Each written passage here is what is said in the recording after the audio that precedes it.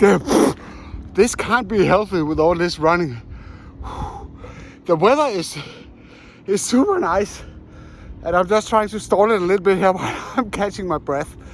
I do want to just go online and tell you that in case that you considered upgrading your Mini 4 Pro with the C1 label through DJI, you should not do it, at least not right now, because there seems to be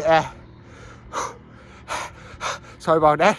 There seems to be a confusion about the software that needs to run after you have performed and have the update verified through the DJI portal.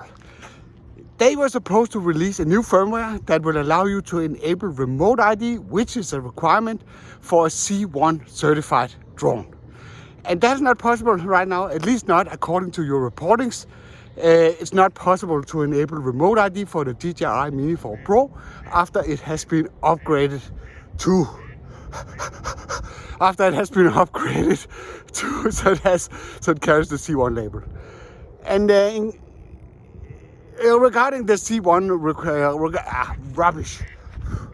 Regarding the remote ID requirement, that's only something that is you should do if you live in EU, in one of the 12 member states. There it is required if you either fly commercially or have a C1 to C6 certified drone, that you should be using remote ID.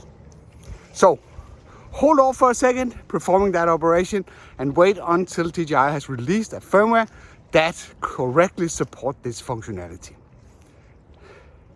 That was all for now. I hope you like this raw and uncut video format. If you do, then feel free to give it a like. If you did like it, feel free to press the dislike button twice. Thank you for watching, and I'll be seeing you running around.